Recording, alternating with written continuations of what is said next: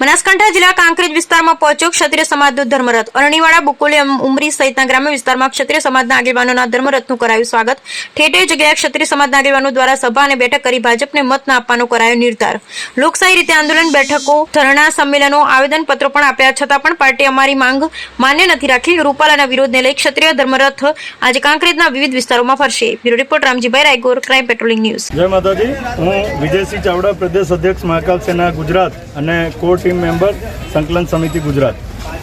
આજ રોજ અમારા સંકલન સમિતિના પાર્ટ 2ના નક્કી થયા પ્રમાણે ધર્મરથ દરેક જિલ્લાઓમાં ફરી રહ્યો છે। આશરે 16 જિલ્લાઓમાં અત્યારે અમારો ધર્મરથ ફરી રહ્યો છે। અંબાજી માતાના મંદિરેથી પ્રયાણ કરેલ ધર્મરથ અત્યારે કાંકરેજ તાલુકામાં મુડેઠા ગામેથી શરૂઆત કરી અને અત્યારે હાલ અલગ અલગ ગામોમાં થઈ અને ઉમરી ગામે અત્યારે હાલ ઉપસ્થિત છીએ।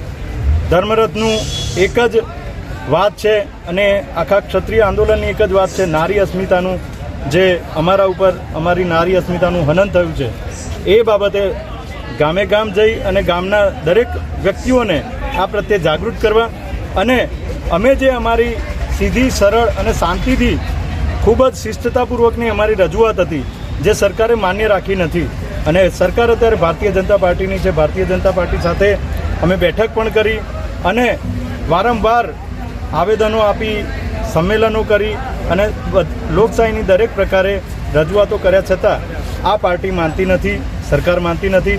માટે અત્યારે હાલ લોકસભાની ચૂંટણીમાં ક્ષત્રિય સમાજના ઠરાવ મુજબ આ વખતે ભારતીય જનતા પાર્ટીને વોટ નહીં આપવા માટે અપીલ કરવા માટે ધર્મરથ દ્વારા અમે દરેક જગ્યાએ ગામે ગામ જઈ અને જાગૃતિ લાવવાનો પ્રયત્ન કરીએ।